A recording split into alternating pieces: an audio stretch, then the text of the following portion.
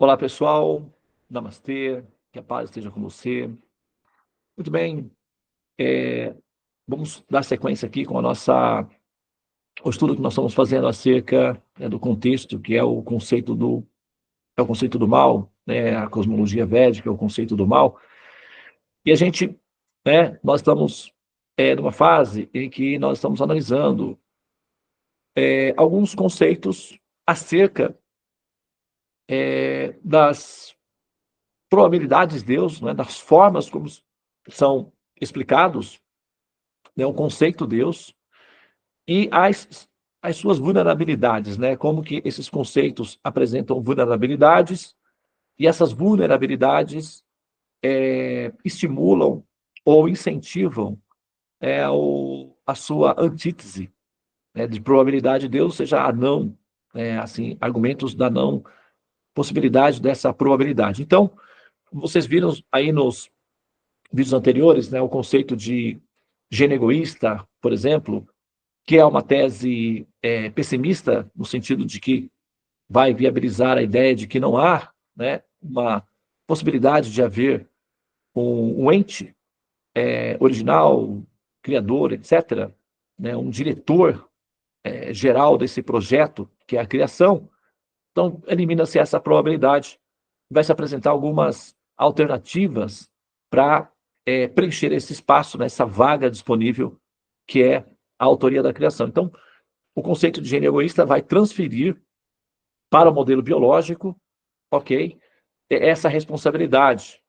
Aí o modelo biológico, que uma das variantes do modelo biológico, para explicar a origem da vida, um dos conceitos é o conceito de panspermia, né, que, na verdade, como nós falamos lá atrás, transfere apenas o problema, porque não explica a origem da vida, apenas explica como ela possivelmente pode ter chegado até a Terra, etc. Mas, independentemente disso, também há outras, né, características, há outros conceitos que são também alternativas de explicação do surgimento da consciência, que seria, então, a origem do surgimento da vida, etc. E a vida em si, no processo criativo, através de um sistema de engenharia arquitetada por um princípio criador, um ente criador, é o que nós chamamos Deus.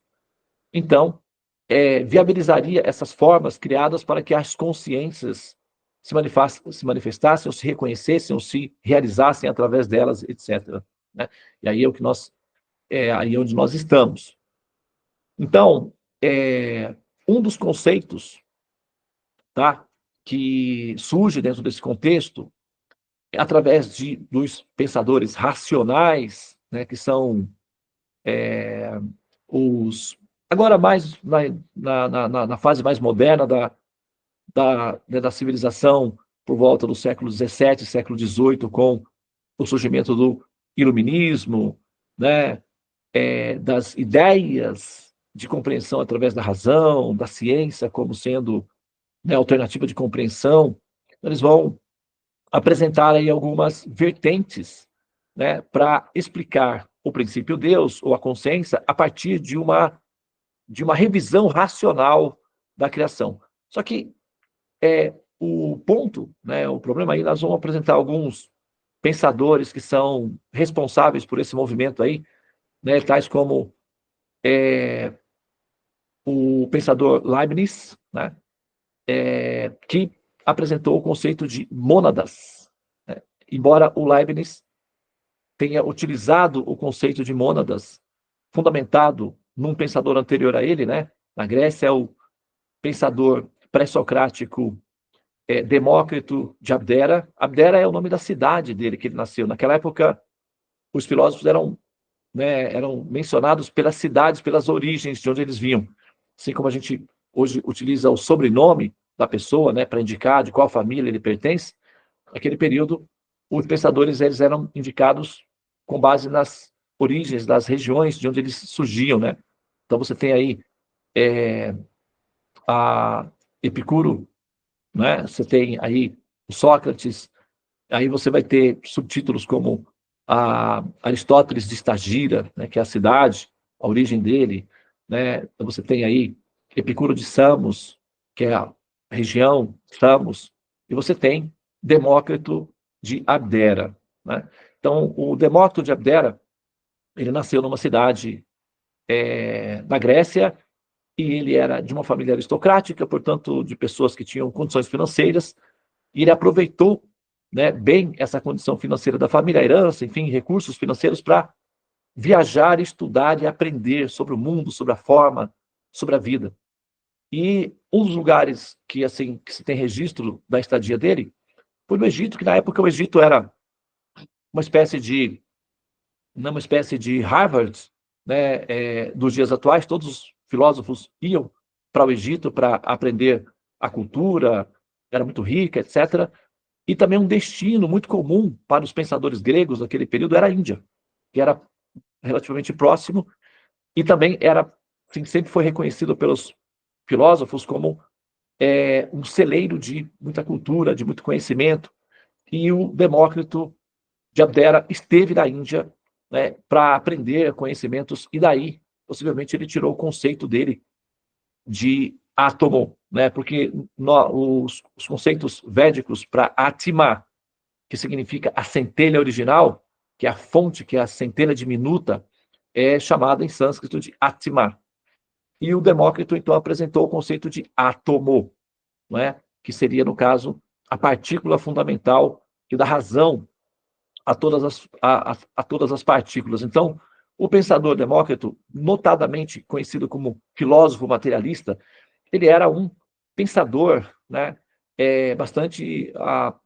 Ele tinha uma inclinação metafísica, é que ele apresentou, né, um estudo formal da matéria como sendo fundamentado, né, nos átomos, e até hoje nós temos o conceito. Então, a ciência basicamente é um conceito gerado a partir, né, do impulso de Demócrito aí, com o conceito de átomo, e o conceito de átomo, possivelmente o Demócrito pode ter tirado aí, tá, do conceito de Atma, que significa a centelha original, que seria a consciência. Então ele apresenta os estudos dele. Ele foi, durante a vida dele, assim como Leibniz também, durante a vida dele, ele não teve muita expressão, né, de importância social no período dele.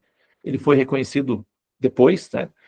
Ele escreveu algumas obras, sobraram alguns rascunhos. Eu vou deixar aqui um pouco, né, algumas descrições das biografias, tanto do Leibniz quanto do Demócrito, para vocês conhecerem um pouco desses dois pensadores. O Leibniz, ele é, né, da fase mais moderna, né, dos pensadores, e o Demócrito, então, é um filósofo pré-socrático, então, o helenístico. E aí vocês podem conhecer um pouco da vida desses dois, mas o Leibniz, ele vai retomar o Demócrito, só que dentro do campo, né, da explicação do princípio Atma, que é a consciência, ou que se chama de alma, né? Aqui no conceito ocidental, que é o que se chama de alma. E quando a gente faz, né, essa variação, no caso do Demócrito para o Leibniz, a gente faz essa transição, esse enxerto que o Leibniz vai fazer do Demócrito dentro da metafísica. E lembrando que o Leibniz, ele é um filósofo cristão, né? Ele é um pensador cristão, ele é um cristão racionalista. E ele vai pegar, então, o conceito de Demócrito de, né, de mônada, ou de átomo, né, de centelha, de partícula inicial, ou, né, a partícula fundamental, e vai apresentar, então, o conceito de mônada, né? Mono significa um, né?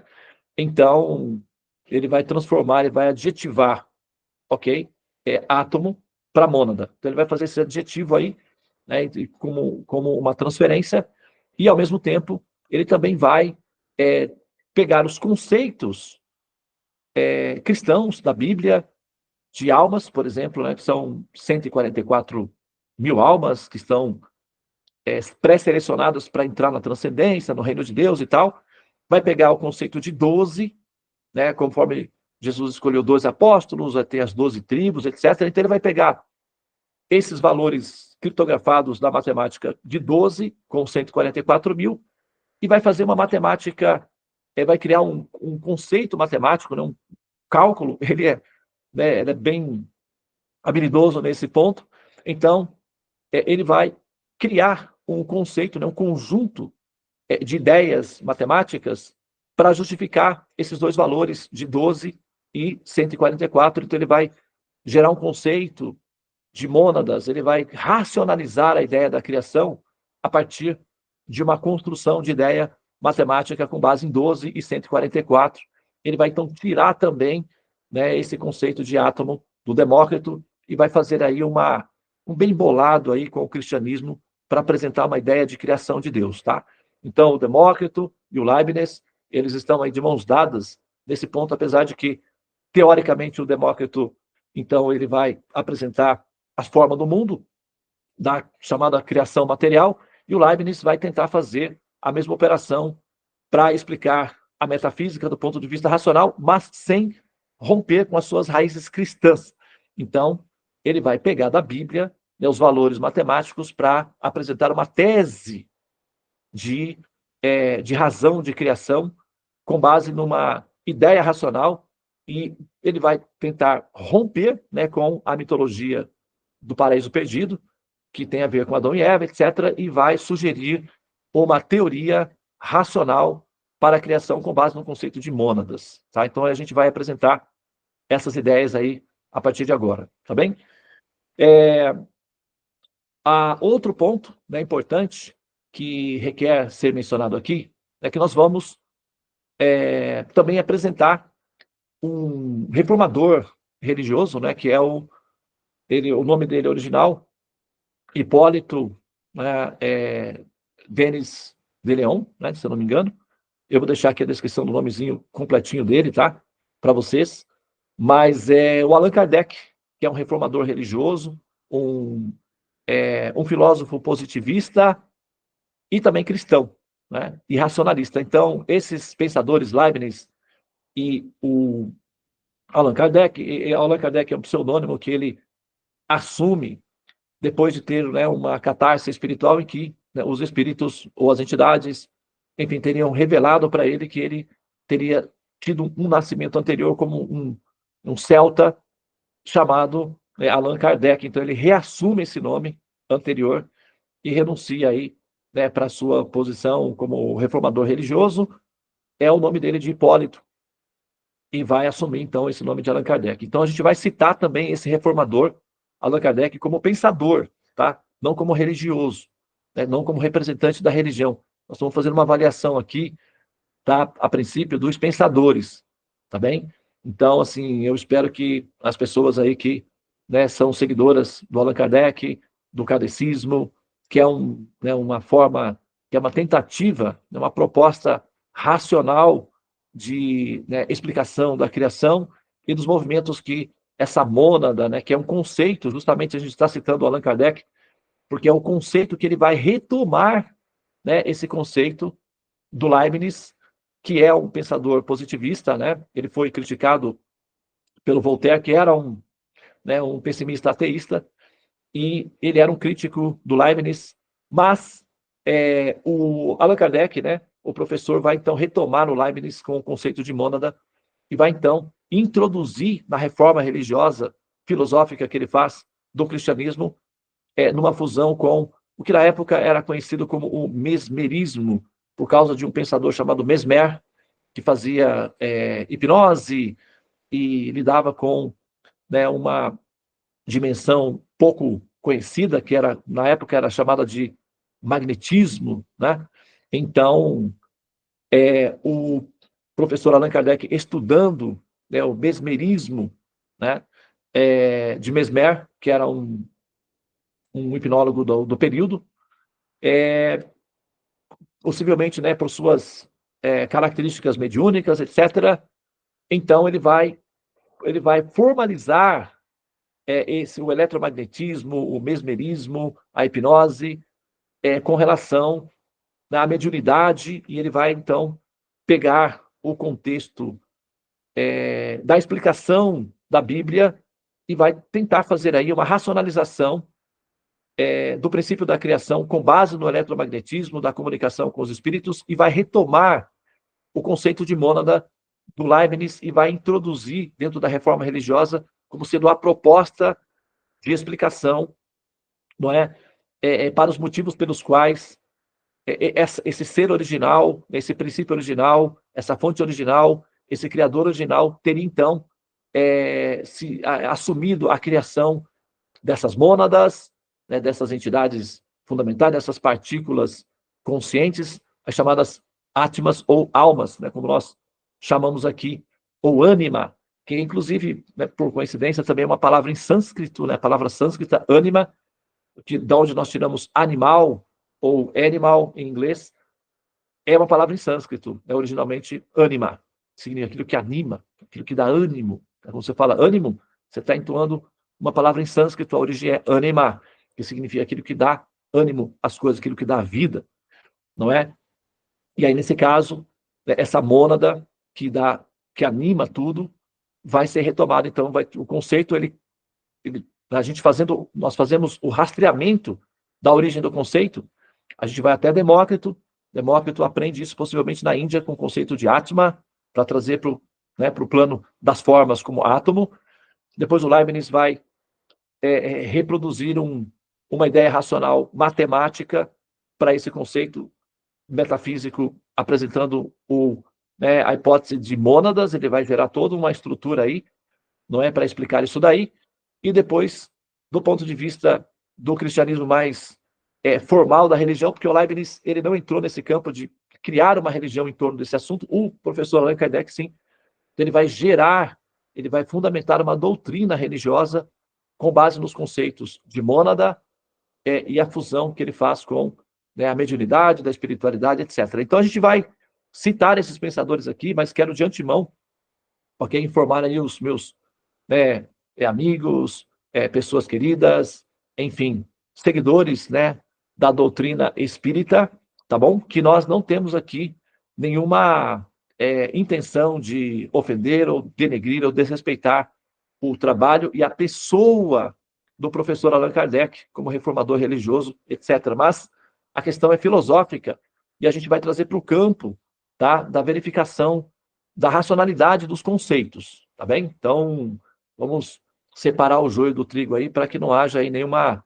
comoção, porque a gente vai falar dos conceitos e nós vamos apresentar algumas contradições acerca do conceito, tá bem?